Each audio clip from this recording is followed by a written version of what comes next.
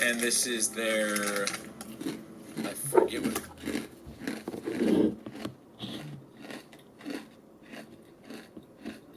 The most fire hummus you're ever gonna buy. The organic, not even just this one's organic, but spicy jalapeno and cilantro from the hummus guy, Safeway. That shit is like $6. So good though.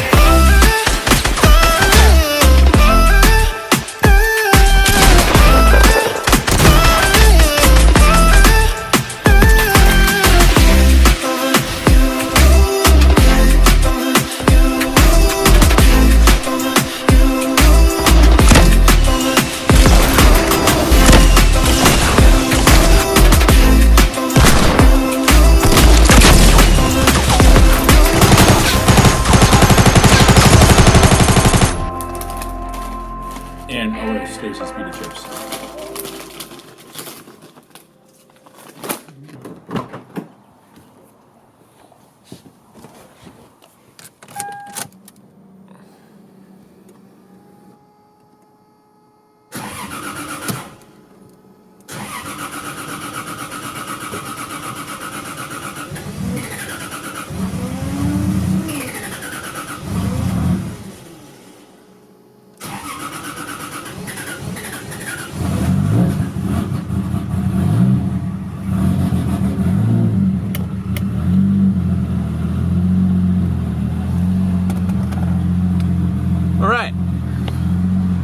That is what it's like to start my car up every morning on E85 with no idle air control valve. So, first things first, if you guys are going to do a 2J swap in anything, save yourself the hassle and the time of warming it up with your foot manually, because I have to sit here and keep it high enough to where it doesn't die, because if I let go, it dies.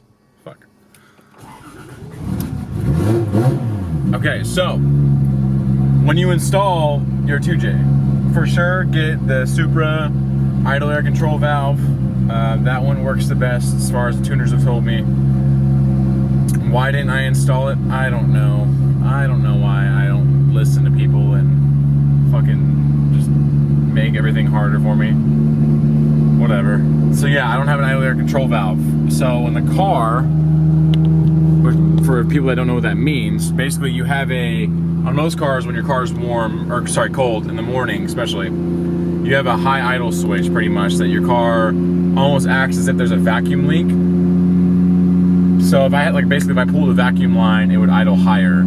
I could actually rig a switch if I wanted to. Bruce kind of told me how to do that.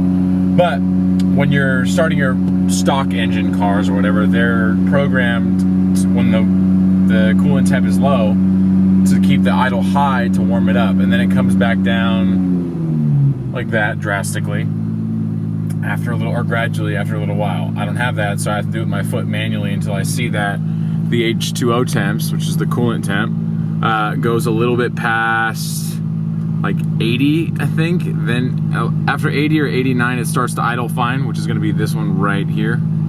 After that though, then I drive it fine, but sometimes I can baby it. I can go out right now and start driving it around, and it'll warm up as we drive. Either way is fine. But that's the most important thing, I think, if you're gonna have something that you want daily drivable. It doesn't act like a race car. That doesn't act like you need to baby it and feather the gas and keep it hot, especially if you live somewhere that's kind of cold sometimes. It's definitely important to have the valve.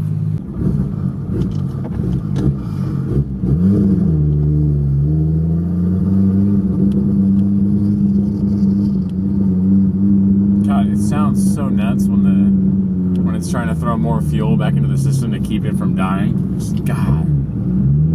What's dope is that when I drive, I usually leave the passenger back window open because you'll hear the straight pipe resonate off of everything, like these cars and stuff. If you drive by.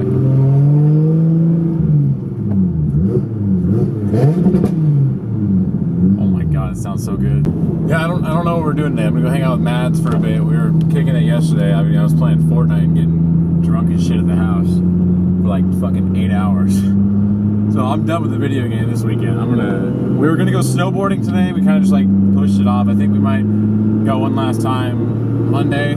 So tomorrow, maybe if we don't push it tomorrow, we might just do it next weekend. We got some passes to go to North Star and shit. I want to do something physically active. I'm not weird. I get stir crazy if I don't, like outside of work and doing stuff during the week, if I don't go and get physically active, like do something that, sorry, it's shaking like crazy. I don't have the mount in here. If I don't do something that like gets my blood flowing, go to the gym, anything that's gonna like basically get me, oh, there goes my boss right there. What the hell, that's funny. If I don't do anything physically active, it gets like, I get hella stir crazy and annoying. Even just listening to this car, cruising, like just driving moderately, it is one of the best sounds I've heard like from an engine. That's also why I jumped on it. It's crazy how good it sounds. And I think that's universal. Everybody can pretty much agree that it sounds pretty tits.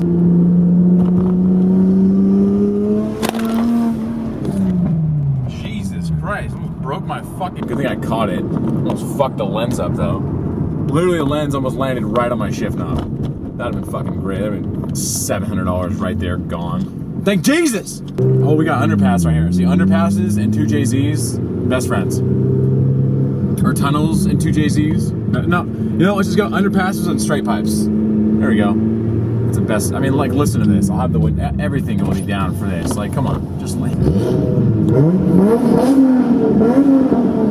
Oh, does that sound nuts? So I think another thing that you guys don't know about me is that I used to race dirt bikes a long time ago. Actually, me and my brother over there. We both had one. He sold his earlier this year, and I'm selling mine. You know, I don't know. We don't have time for them. Cars kind of took over, and don't get me wrong, they're still fun. I love it. We actually just got it retuned up. The carb was clogged, so my dad brought it to his buddy, just cleaned it out. New spark plug, no oil filter. So yeah, it's in good shape. I think it's got like about a 50-ish, 52-ish hours on it. It's an 04 RMZ, and it now being 14 years old. If I wanted to get back into dirt biking, I can probably pick up something newer, a little nicer, spend a few thousand more. But I'm selling it. It's on Craigslist. I have it for like $2,000 up there. Yeah, it still runs good. If any of you guys are looking for a motorcycle or want one, it's not a bad price for a bike too. So get rid of the hurt. You know what I also noticed? There's a theme that goes in my car. I definitely wasn't thinking about the bike when I was starting to do styling and colors for my car. But now that I look at it and I see the bike and the car, it's definitely inspired by the same color scheme, the red and yellow. It's kind of funny. And I just, since I was looking at drift chassis, one of my buddies in Arizona, Aaron Myers, he parted out and is starting to sell his car, but now he's selling just the chassis as a roller. No motor and everything. I think it comes on stock wheels too. If it came on the Enkeis, I'd be really fucking interested in it. But that'd be kind of dope to have a wide body yellow drifter right next to the red IS. That'd be sick. I mean, I think what he wants for is a little bit out of my budget or what I want to spend on a roller. But, you know, I don't know. Anything could happen. Maybe he wants to sponsor my YouTube channel and throw a couple grand off that fucking beast, and I'll throw a motor in it real fast. But I'm for sure selling this RMZ. So, I mean, actually, if any of you guys want it, it's on Craigslist in the Bay Area. If any of you guys are interested, though, you can just shoot me a DM or on YouTube or whatever.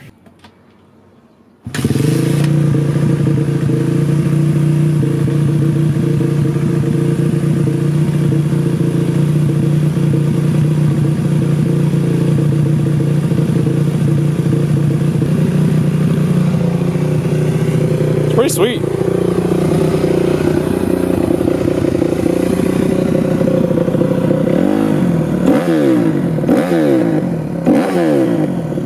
But yeah, I gotta either pull the trigger. I know I didn't pull the trigger on a truck. I gotta think about doing a drift car, or like if you guys saw on my Instagram poll, which I've actually been posting a lot lately, but it's kind of fun to do that. I posted up doing the FD3S that I've always wanted to do. It's kind of like my dream car. Besides the Porsche 997, just have not found the feasibility to do it. I should have done it, but instead of the S2000 that I had, that car was fun. But the RX-7 is what I've always wanted, and I kind of like, I don't know, just been holding out because that'll be the dream car. This thing has turned into the dream car, but the RX-7 is still that's the epitome of everything. Or that's the peak. I'm not gonna lie to you, this car had not gotten a wash in a little over 3 months. Since like December, had not been washed at all. And now it's just so shiny and it looks so good. All right.